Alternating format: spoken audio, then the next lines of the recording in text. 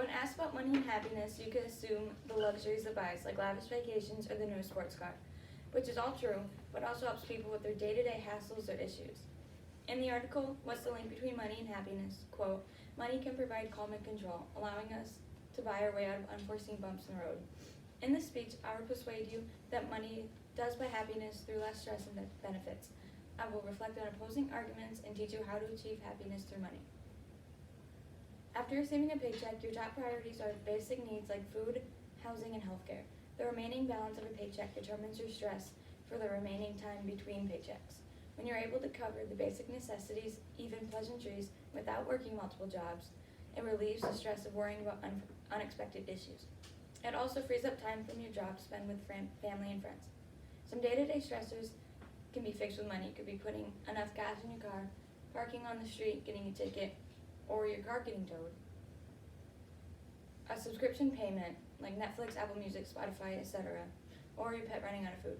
To most teenagers, these do not seem stressful, but these examples plus more add up expensively.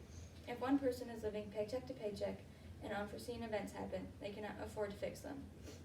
Cranford stated, the question is, when problems come your way, to what extent do you feel like you can deal with them, that you can walk through life and know everything is going to be okay?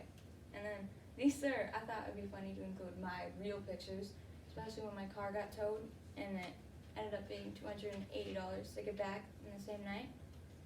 So, financially comfortable people experience day-to-day stressors, but with a higher income, they have more control over negative experiences, and that allows them to reduce their stress.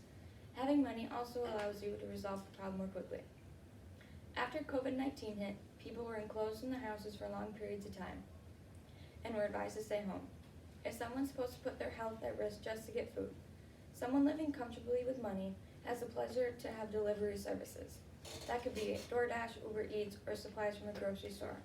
Venturing out to food places and grocery stores costs significantly less than using a delivery service app. Over the past 3 years, 55% of people had to change their way of life that ended up increasing their happiness. In the article, 2 in 3 Americans think money can really buy happiness. Quote, 54% of people ordered groceries instead of shopping in-store, and 48% of people ordered takeout instead of cooking. Living with extra money for unexpected events frees up time for friends and family. When I asked the students to list things that made them happy, a great deal of them stated that spending time with friends and family. This topic is seen as something money cannot buy, but that is not necessarily true. Money can buy time to spend with others. Someone who makes more than enough money, does not need to work long and extra hours or a second job. That extra money also buys time replacing small things. In the article titled, Opinion, Money Can Buy Happiness, quote, small actions in life, like vacuuming, are replaceable by someone to clean for you or buying an iRobot Roomba. By doing this, you have bought more time in your life to enjoy doing things what you like. Someone who makes plenty of money that works one job can also afford vacation time to spend with others. Research has shown that experiences bring more joy than possessions. The more money you have, you can spend it on experiences like vacations, concerts, festivals, and more. Even though experiences do not last forever, the memories bring the most happiness. Another big argument about money is that it cannot buy love. But according to the article, does money buy happiness? Quote, happiness appears to be related also to marital status, age, and education. Women and men both seek partners who are financially stable enough to support one another and a family. A survey of women revealed that women are most attracted to the power and resources money can bring when looking for a long-term someone. Researchers from the University of Chicago asked 10,000 women what it would take to fall in love with someone that is not their ideal type. In the article, actually, money can buy happiness. Quote, you'd have to earn at least $270,000 more per year than their ideal 6-footer. After dating, money also plays a big role in marriage. Financial struggles are the second leading cause of divorce. Having money in a marriage can free up a schedule for more quality time to create memories with, like a vacation. This adds to the well-being of you and your partner. These arguments deal later in the audience's life, but there are ways teenagers can buy happiness.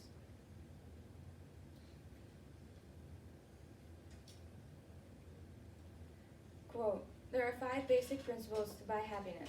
buying experiences, buy time, make it a treat, invest in others, pay now, consume later, by Cranford. I have previously stated the first two, the last two are great tips. Making something a treat changes the way we feel about an item. The more we have of something, the less we appreciate it. This is proved by autumn-themed drinks like the pumpkin spice latte or the McRib from McDonald's. They are so popular because they are only available for a short amount of time. So instead of buying yourself Starbucks or scooters every day, try buying it once a week and see the change of mood once you have it. The next useful tip is to invest in others. In the article, It's Official, Money Buys Happiness, quote, "The greatest happiness was achieved by those who give away the highest proportion of their wealth. The ability to give money away is a luxury that many of us aspire to, or at least as much as the bigger house and luxurious car." You can combine this principle with other ones. Try paying for you and your friend to do something fun together, like going to a concert or movie. Now you're buying an experience and investing in others. The final tip is to buy now and consume later. Most of the audience already does that with online shopping. Cranford stated, "Much of the happiness from a purchase comes before you even receive your item. After you hit submit order on a website, the anticipation begins. Every day you think of the delivery date and the things you'll do with the item, but once it arrives, it is only used for a limited time, and then the online shopping begins again. The addiction from online shopping comes from the anticipation and serotonin of waiting." Pay now and consume later can be also seen with subscriptions. Every month you pay a fee, but when you watch Netflix, listen to a music streaming service, or receive free makeup, it feels like you have it for free.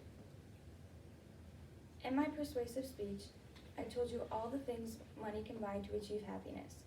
I reflected on opposing arguments and tips to improve your happiness with money. So if I ask you for $100, think before you say no. It'll make me and you happy.